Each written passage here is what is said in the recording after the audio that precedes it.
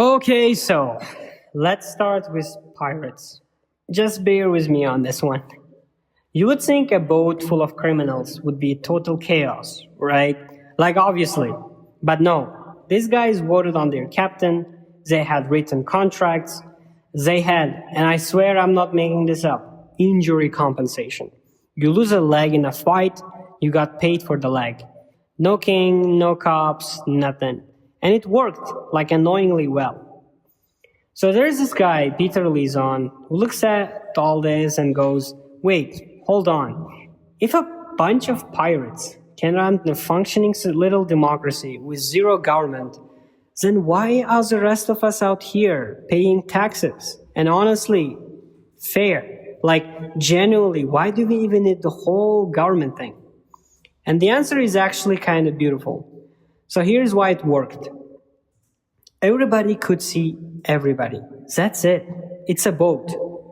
You're stuck in a wooden box in the middle of the ocean with 40 guys who all have swords. So you cheat somebody? Yeah, they know by dinner. You try to run where? Buddy, it's a sea. So nobody's behaving because they are like good people. They are behaving because betraying someone is extremely visible. And the punishment is getting yeeted into the Atlantic. And economists, of course, have deeply unromantic name for this. They call it a self-enforcing agreement, which just sort of means, I'll be honest, not because I want to, but because if I'm not, you will catch me, and you will make me regret it, like hell. So it's trust, but it's built entirely out of everyone just watching everyone. And it's not even a pirate thing, really. Villages did it, old merchant guilds did it, tiny little communities all through history basically govern themselves like this. So far as the anarchists are kind of winning here. Government's starting to look like a bit of a scam, right? And then the economist, Dani Rodrik, he just kind of walks in and asks one question, honestly pops the whole balloon. He goes, okay, cool. Your little magic system works with 40 guys on a boat. Now make it 1 million guys. Spread them across the whole continent. Oh, and let anyone quit and disappear whenever they feel like it. Still working?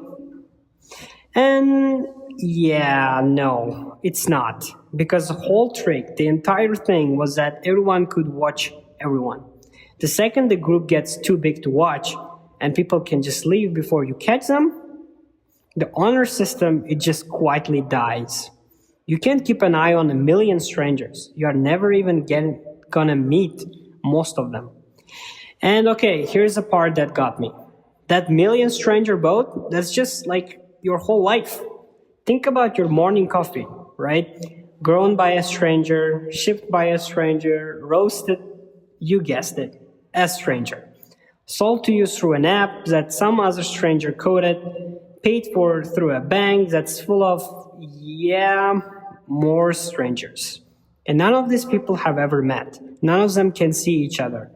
So what exactly is stopping every single one of them from just taking your money and mailing you a box of rocks?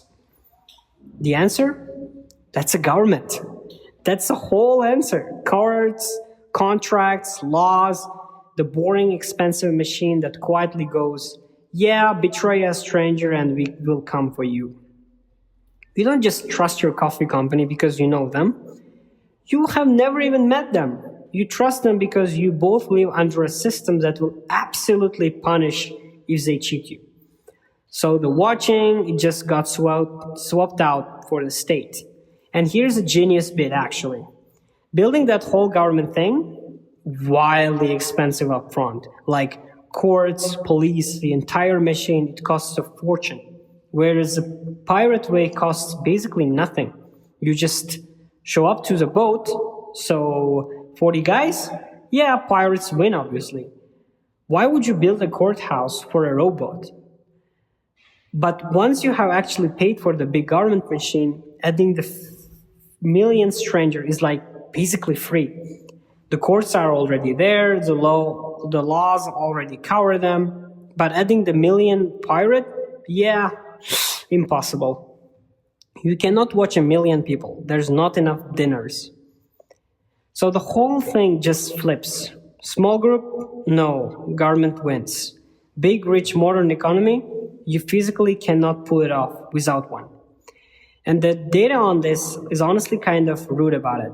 Like the richest countries on earth, they don't have those tiny, shriveled little governments. They have big ones, big functioning ones. More prosperity, bigger state every single time. So the market and the government, they are not actually enemies fighting over your wallet.